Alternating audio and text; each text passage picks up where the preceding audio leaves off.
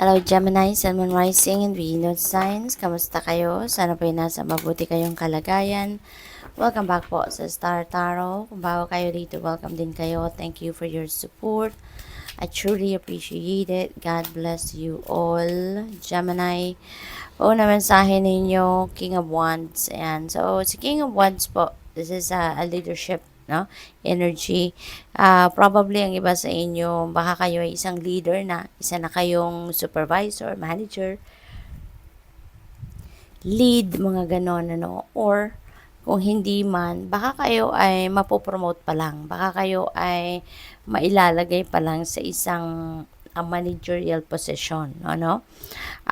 King of Wands also is very influential, no? Napakalakas ng kanyang impluwensya sa mga tao. He's very attractive as well. Very charming siya. Kaya maraming tao, no, yung looking up to King of Wands kasi ano siya, lakas ng, parang meron siyang, very magnetic siya, yung ganon. Kahit hindi niya kailangan ng, kahit kunyari may kailangan niya ng tulong pero kahit hindi siya nagsasabi, there are people, no, that comes towards him, no, para tulungan siya, na yung mga tao yung nag-initiate ng move, no, para tulungan siya, may mga ganon. So maybe may mga ganon ganap ang iba sa inyo dito, no, Gemini. We have temperance energy. This is about patience, okay? So, and balance. Kaya maybe ang iba sa inyo dito, yun ang kailangan gawin. This is what's being asked of you right now, na magkaroon kayo ng balanse sa buhay ninyo, maibalik yung balanse sa buhay ninyo.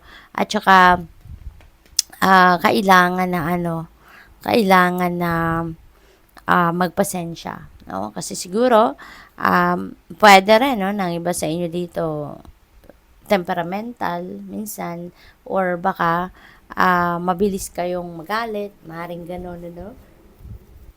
Baka may tendency kayo na mabilis kayong mairita, something like that, no, Gemini. Kaya, ito yung panawagan sa inyo na be patient, okay? And also be patient, no, doon sa kung ano man yung mga plano ninyo, mga gusto ninyong ma-achieve. Kasi baka ang iba sa inyo nagmamadali, or baka naaano kayo, ang tawag dito, nagmamadali, or baka parang ini-insist siguro ninyo kung ano yung gusto ninyo, parang minamadali ninyo. But we need to remember na hindi lahat ng bagay, 'di ba, na gustuhin natin dadating or mangyayari sa timeline na gusto natin, kasi everything happens in divine order and timing. Kaya kailangan natin mag-practice ng patience. We need to learn to wait, no? Kasi, di ba nga, may kasabihan din na good things come to those who wait. Kaya, maaring may mga bagay na dapat maghintay kayo sa ngayon. Okay? We have death energy. This is beautiful kasi pagbabago ito eh. There is a massive transformation na maaaring maganap dito sa buhay ninyo. Maaari kasi na pwedeng nagmamanifest kayo ng pagbabago kasi baka pagod na kayo, sawa na kayo sa changes, no? Or sa routine na nangyayari sa buhay ninyo, kaya gusto ninyo itong mabago. Kaya maybe sa ngayon you're going to close some doors, no, sa buhay ninyo. Gusto ninyo mabago siguro ang ibang sitwasyon sa buhay ninyo for the better. Kaya maganda, no? Maganda to na merong mga magbabago sa buhay ninyo. This is something na gusto ninyong baguhin, gusto ninyong tanggalin na anything that doesn't serve your highest good, no?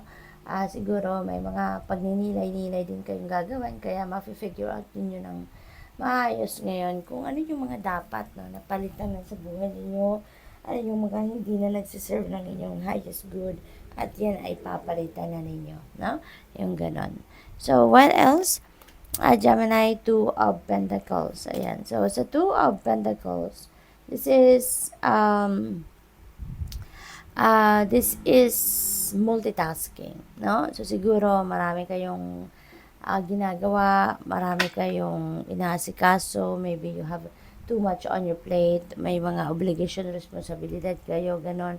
And maybe, ano to, tawag dito, yung parang you're all over the place, kumbaga, no? Maybe pati isip ninyo fragmented, di ba? Na naguguluhan kayo at hindi kayo makapag-focus, hindi na kayo nakakapagbigay ng karampatang oras or attention panahon doon sa mga ibang bagay kasi nakafocus na lang kayo sa iilang area ng buhay ninyo na yun na lang siguro yung nagagawa ninyo sa ngayon. Kasi nga, ungrounded din kayo. Ba, hindi kayo nakakapagpahinga na, hindi na kayo siguro nakakatulog na maayos. Kaya, syempre, concentration ninyo, hindi na ganoon ka, hindi na ganoon ka, ka-focus kayo, 'di ba? Kasi nga, you are multitasking. You are,